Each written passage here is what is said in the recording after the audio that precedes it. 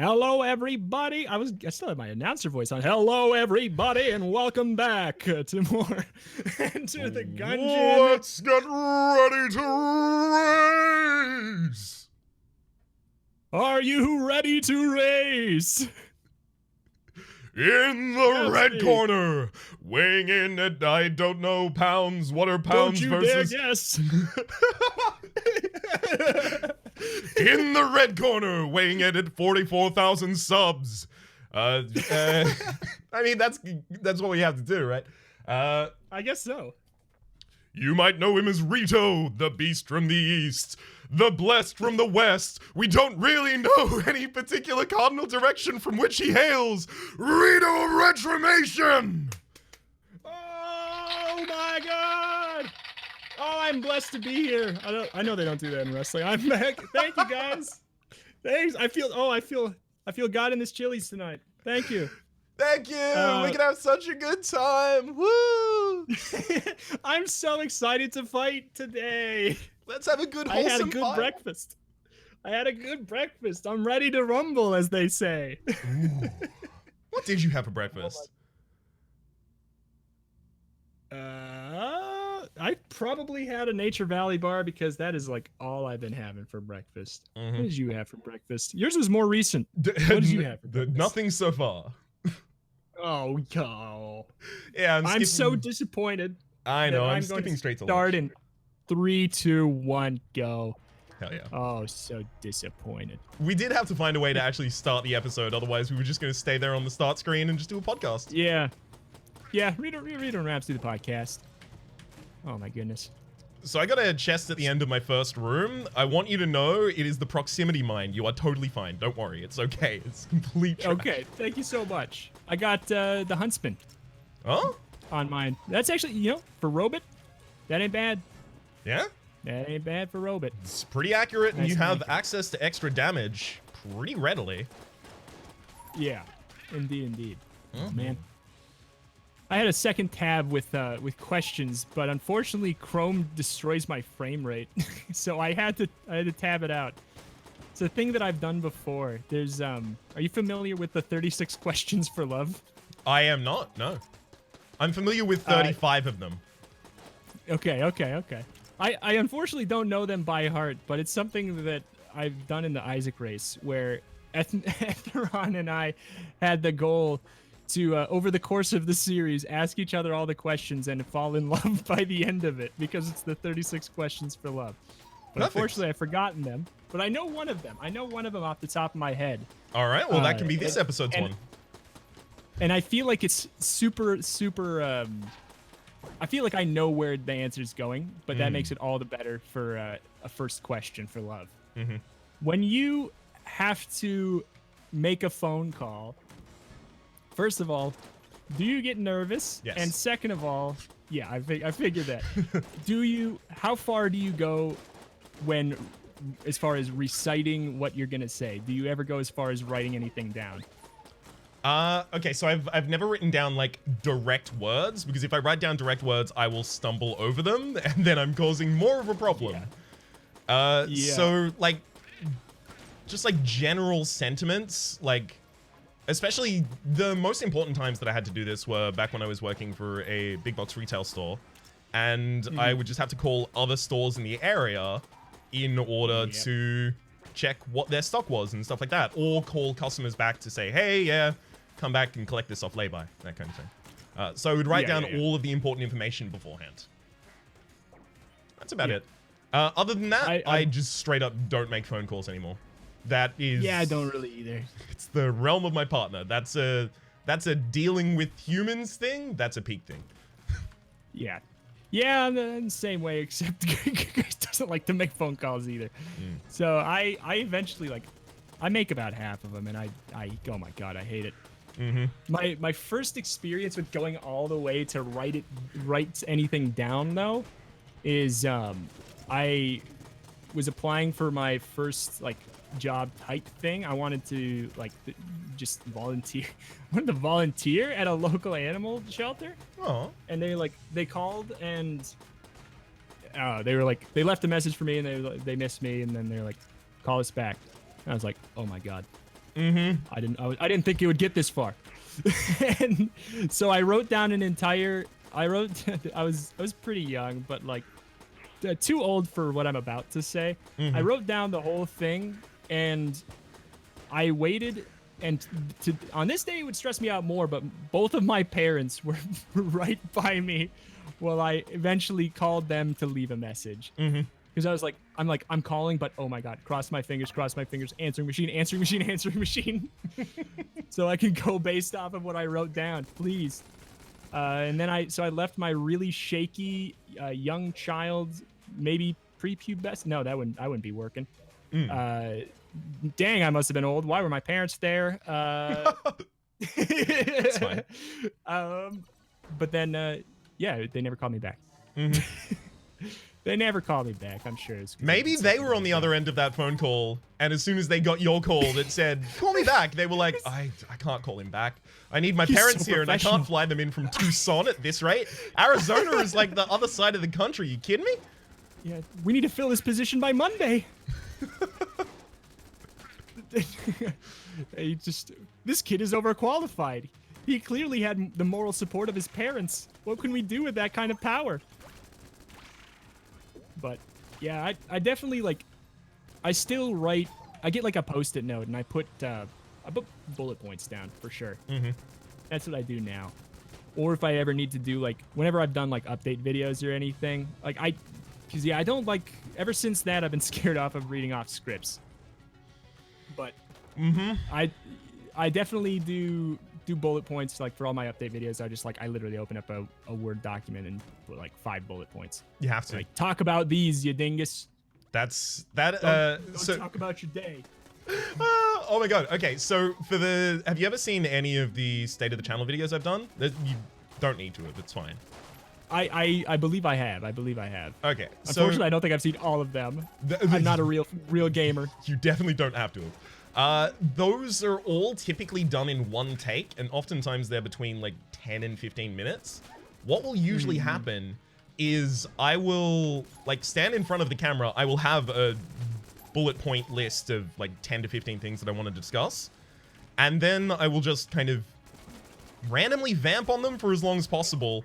Take the parts that I think are useful and not waffling, remember them, and redo it until I end up with a take that is completely flawless. That is not a bad idea at all. Yeah, exactly. I didn't have to prepare it. It also does have the unfortunate result of, like, if I do come up with a joke off the cuff, I have to remember that for the next state of the channel recording. Yeah. And try and recreate that moment. Yeah, like let's bottle that lightning and get it to happen again. Oh, oh shoot, we can't. What are you saying on paper here? We can't. Oh, no, man. You can bottle lightning. It's fine. Get a skill in your opening hand. Yeah, it's true. It's true. Oh my god. But yeah, I've never done it that way. That's a smarter way. Here's what I do. Here's my method whenever I have to do anything, and I kind of have to get an important message across, like the beginning episode of a series. I need to make sure it starts off clean because it's etched in stone forever. Yep. And then episode 2 comes and I wing the hell out of it. Like I start going, oh, come back to Enter the Gungeon. Like I go crazy from then on. But episode 1 has to be super serious, and I record like 20 takes. I swear. Yes. When I was recording the first episode of Dicey Dungeons, I am not joking, I recorded the intro 10 times before I was okay with it, and I felt like I got all the information in correctly and quickly, and I was pleased enough with it. 10 freaking takes. I have done exactly that numerous times. Have we ever done a series together where I had to intro the game type? I think I did it for the King, actually. I was gonna say is I'm pretty sure for the King. For the King. Yeah, those are usually like beforehand. I'll have written down a word soup of the kind of genres that it is, and similarly, I will just do the same intro 10, 15 different times until I get the right one. Orbital used to make fun of me so much for it. Yeah, I wouldn't have the guts to make fun because it'd be like, all right, now it's my turn. Oh, I'm doing the same thing. Whoops. Exact same way. So but like, I don't know. It's probably why you you could probably tell, and watchers could probably tell when I'm like doing an intro for these or an outro for these, anything with another person. I just like I don't even try to make it my normal intro. I don't even go close. Yeah. That's why they're weird and abrupt, and that's why they're like just the intros are, you know, like the third word is I'm already laughing about something completely different because it's like, well, I don't know. I'm not even gonna try. If I was gonna try to go perfect, I would have to be like, all right, I'm gonna need to take 2. I don't like doing that. I mean, also, you do get more license to do those kinds of things when the people are already familiar with you, and people are already familiar if they're watching this episode, typically. It's true. So, Enter the Gungeon is a rogue-crawling twin-stick shooter. It's a dungeon-like. It's a dungeon-like twin-stick shooter. Binding of Isaac with guns, Slay the Spire without cards, Darkest Dungeon but bright. You know, yeah, it's Rogue Legacy but top down. Exactly. It's exactly all of this. When are we gonna get to the point where like a roguelike can come out without everyone saying, "Oh, it's this roguelike plus this roguelike"? I don't know that it's ever going to happen unless it is so far removed, which I don't think will happen because everyone who makes a roguelike these days is so clearly making it because they loved this other one, you know? Is what it seems like. Sure, I mean, roguelike as a genre is a genre that was revived by people who got into the industry and revived games that they loved in their childhood.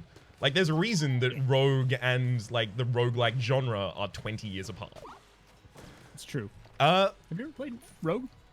I haven't, but the uniqueness of a roguelike that would have to, or that would make people stop doing that, I don't think it exists. I think you're right. Because, that's what I'm saying. Do you remember Tumbleseed? Yeah.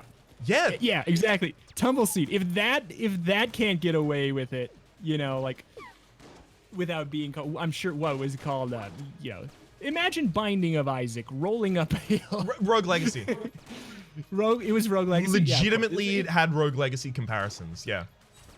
Yeah. If Tumbleseed can't get away with it, I don't think it can exist because I think people want that. People want. It's like it's a more loose and harder to joke about because it's like across a bunch of games version of the Dark Souls thing. Like, I don't think we'll ever get to the point where people are going to be like making fun of it as much as they did with it's the Dark Souls of XYZ because it's so much more broad. But the thing is, like, surely, like, they share a comparison, both of those, in that they are, like, recently, possibly 2 of the examples of most recently emerged new genres, and both of them kind of have that, like, vagueness around the area of the definition of their genre. Now, yes, genre is a construct and blah, blah, blah, like, genre is a construct, and add another letter and you get another construct, but this is the kind of thing that comes to the point of, do we need things like genre anymore? Because if I can't tell what a roguelike is without you telling me what game it's similar to, what is the roguelike genre telling me? It's not telling much, and that's like, and that's when we get even deeper. We like don't even mention the freaking beast of roguelike versus roguelite. Oh god. You know, we're like that's not even touching that can of angry bees. Who put those bees in a can? But I don't know. Just I still try to reteach myself like what really is the difference between a roguelike and a roguelite at this point? Like how many things like the game Rogue does it have to have before I can change that T to a K, you know? I think like literally no permanent progression is one of the big things that people say, like a roguelite has possible permanent progression, whereas a roguelike does not. Yeah. I think that's it. I've seen a lot of people say that it has to be a tile-based dungeon crawler. Yeah, no, screw that. Tile-based dungeon crawler. I've heard that it has to be that. I've heard Oh man. I mean, permadeath is like basically what do all these rogue games have in common? All these games, you die and you die forever probably. Mm-hmm. even that's muddy. Even that's muddy. That's what's binding them. That's about it. It seems. I mean, you can also add into that randomized elements, but because it's a game that's meant to be played in a bunch of instances, those randomized elements are effectively restating the previous, which is that permadeath exists. Those go hand in hand. Yeah, exactly. I don't know, man. It's like, yeah, you ask when are we gonna get a roguelite to come out? See, that's the roguelite to come out that doesn't have to be described as another game. When we have a more clear answer for what the hell is a roguelite. Yeah, but are we ever gonna have that? Roguelike? And I don't think that's ever gonna happen. Yeah. Because it still hasn't. I don't think genres can solidify these days. Yeah. I think that the games are going to come out. Dicey Dungeons is just going to be a Slay the Spire-like roguelike. You laugh, but the reason I brought this up is because I saw someone on Twitter saying, oh, Dicey Dungeons is finally out. It's like Slay the Spire, but your cards are dice. Yeah. And that's, like, I like Dicey Dungeons, and I like Slay the Spire. That comparison, especially because it's by someone who is a critic in the games industry, and I typically, like, really respect their opinions, is just like, man, come on. That's not helping purchaser decisions, and it's definitely not helping, like, either of the games mentioned, I don't think. It's true. However, I was looking at because the Dicey Dungeons is out was like the number 2 or might even be the number 1 post on the games subreddit right now. And I looked in the comments, and I'm not kidding. People were like not getting that excited until one person said it's in the same family as Slay the Spire. And then everybody was interested. So you say that it's not helping either of the games. It's definitely helping Dicey Dungeons. Well, it is, because... As long as it is. Yeah. I mean, should it be is maybe the bigger question. And I think no is the answer. But I think it's just... Roguelike is just... Everybody wants a roguelike, but nobody knows what it is. Mm-hmm. Is the situation we're in.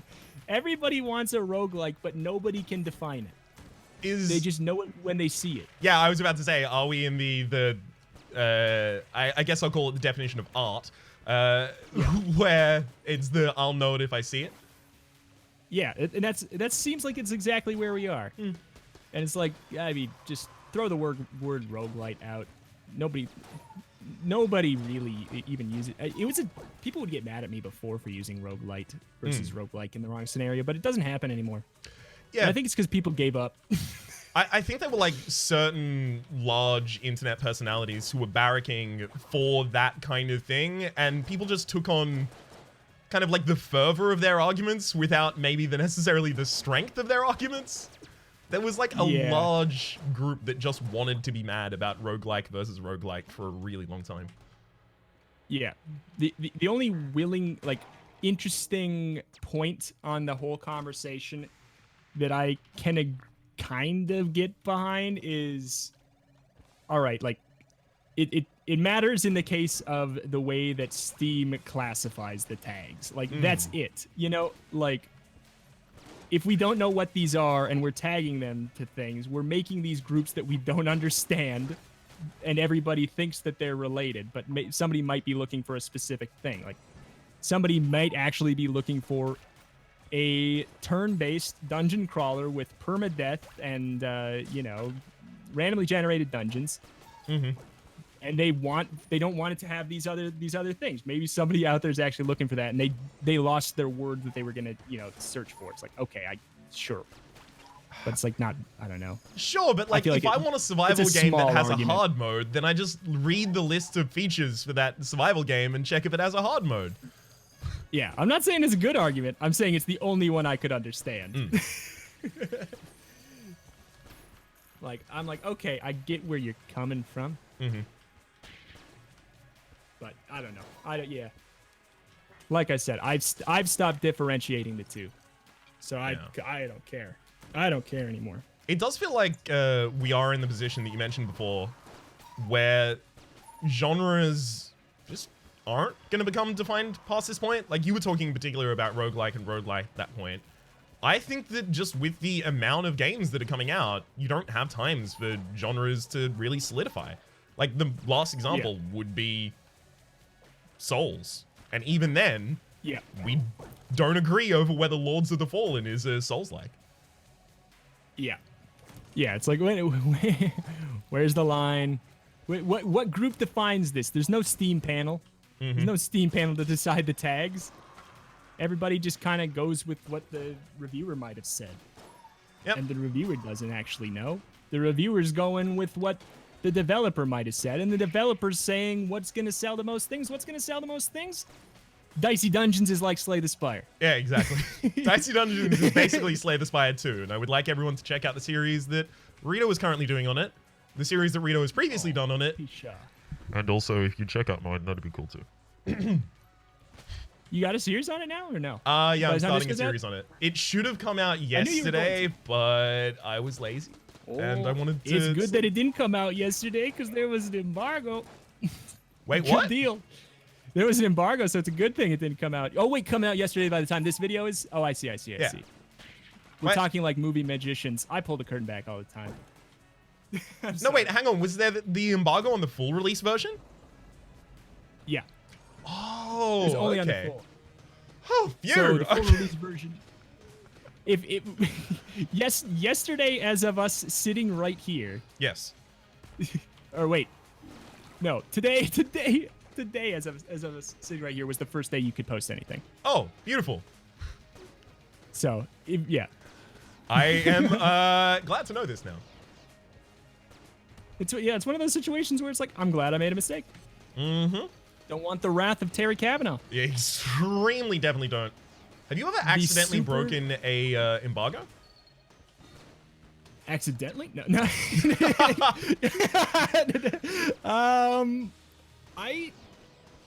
If I ever have, it was never brought to my attention, so I don't think so.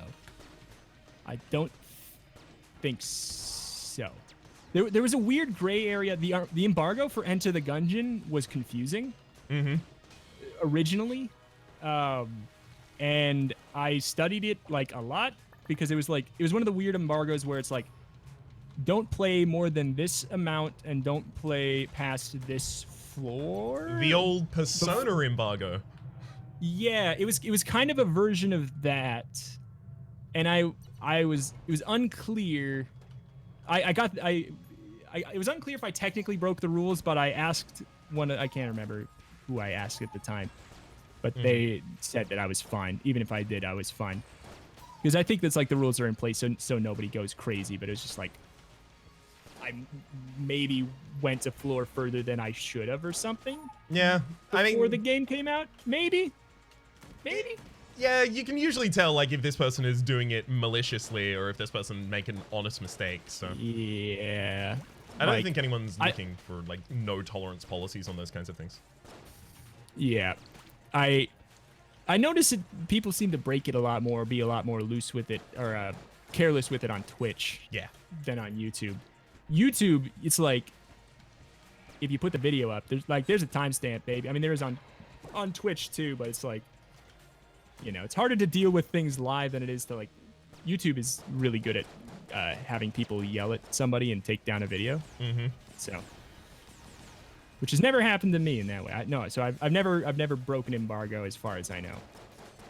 Oh, have you? No. On purpose? No. On accident? No. I haven't done it on purpose or on accident. I know that we have both worked with someone who has done it on accident. Which it was orbital with the series. It's fine. We've talked about it before. Okay. What had actually happened though? I liked that was guy. that something happened and he didn't get the embargo information. I believe what happened is he was contacted on Keymailer, whereas everyone else got theirs on on terminals. And on Keymailer, you have to pay like extra money in order to send information to the person you're sending the key to. And that information includes things like your embargo and your press kit and those kinds of things. That's the monetization model for Keymailer. So he just didn't get the embargo, and another YouTuber who was like very interested in that game and was observing the embargo called him out on it, subtweeted him for like a bunch of time, and as soon as he eventually responded, was just super polite, like, oh, sorry, I didn't know that that was something that you were dealing with, that you didn't get the same embargo information. It's like, dude, you could have just not assumed the absolute worst. That happened with somebody. There was I don't know if I can't remember if it was Wizard of Legend or its update, but somebody else, because it's a bummer to be on both ends of that, you know? It's a bummer to be on both ends, because somebody else, like, I didn't report the person, but I was like, I did let them know. I was like, privately, I was like, just so you know, if you didn't get any embargo information, the devs might not be happy about this. But it's like, it's a bummer in both situations, because you're like, oh shoot, I'm sitting here patiently waiting for the embargo, and they accidentally, like, nobody's happy right now. You know? Yep. Everybody's sad. Everybody's sad about this. Like, it's a bummer. So like, because that person didn't get the information either. And it's just like, it's not their fault. And now they're like, they're punished. And like, I don't know, what do? You take it down? It can be a death sentence, you know? It can be. Especially if it's like a publisher that you're working with or something like that. Yeah. Yeah. So how goes your dragon fight? Pretty good. I'm on the heart. Cool. Are you? I'm halfway through the dragon's HP, so you'll probably win. We'll see. I am using my standard, but I also have a dueling laser, so I'll probably yeah, you'll definitely win. I haven't got the dueling laser. I'm running with the mega hand. Good, but not a fast weapon. Exactly. A very good, slow weapon. Unfortunately, it is Mega Hands, the Dungeon Eagle, the Hegemony Rifle, or Heck Blaster right now. So. Yeah. I mean, Hegemony Rifle might be the faster? best out of that, actually. Yeah. I swapped to it as soon as I started looking at my weapons. I was like, hang on. Which one did you switch to? Hegemony Rifle. Yeah, that's one that I feel like I've had a bad taste in my mouth from the beginning, but then I'm like, wait, this is not bad? Like, did they buff this at some point? I don't know. Because it's okay. Like, it's completely okay. Yep. It's fine. I did forget that I was playing the robot, though, so it's more accurate. Not that that matters in the dragon fight. Yes. How many times over the course of your entire Enter the Gungeon career would you imagine you have missed the dragon with a shot? Oh, here's the thing. You would think it wouldn't be very much. Let me tell you why you're wrong. Okay. You like the internet. This is fun. No. Please do. You wouldn't think it would be a lot. But there's certain guns, Hyperlight Blaster. You cannot hit the Dragon from the corner with the Hyperlight Blaster. And it is such a Dragun gun. So I've used it a lot. And I've gotten this situation where I'm like, why am I out of Hyperlight Blaster shots? Yep. Because that's a gun where it's super easy to know when you've missed, you know? I used to have that. Okay. I used to have that all the time with the heroine charging up against the wall. The bullet size of the heroine just getting too big and then clipping with the wall you're standing next to, disappearing, and it's like, oh, come on, I really needed that. Yeah, that and the flame hand. Oof, yikes. Pretty much anything with heavy bullets. The heart is now dead. I'm in the credits. Yeah, I figured. Pretty close one it was a overall. It was a very close one, especially considering at no point did we mention which floors we were on, really. Yeah, exactly. I just had the instinct that you were definitely on the dragon. It was true. It was my tone of voice. It was my poker face that I don't have. Yes. It was seeping from my pores into my microphone. See, this is why I need to upgrade my microphone. It's getting all my my poker face pores juice submitting it right through the tubes to you. It's only going to take about $350 for you to upgrade all of the stuff that you're going to need so that I no longer know if you are currently in a dragon fight that I am currently in. Exactly.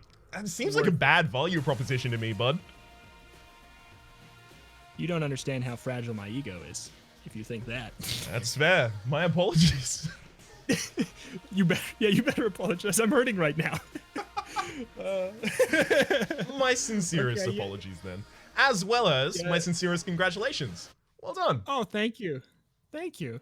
I'm rooting for you. I'm rooting for you next time. I'm never gonna go easy, but I'm always rooting for you. Oh, of course, never go easy. Please don't. I mean, I will cheat in order to make you go like slightly easier, but yeah, I did stop for like, I thought it was gonna maybe lose me. I would stop for like 30 seconds on the beginning of the Forge to look up the questions for love again. But I didn't. But I never even ended up asking them. But stay tuned for the next episode, I guess. Exactly, where I will be trying very hard. It's going to be the paradox as well, so we will have randomized divergent starts. So that's good. I'm looking forward to that. I'm looking forward to that. And we'll see that next time. We'll see if we're one question closer to falling in love next time as well. Thank you, everybody, for watching. Links in the description for everything that matters and more. See you next time. Adios.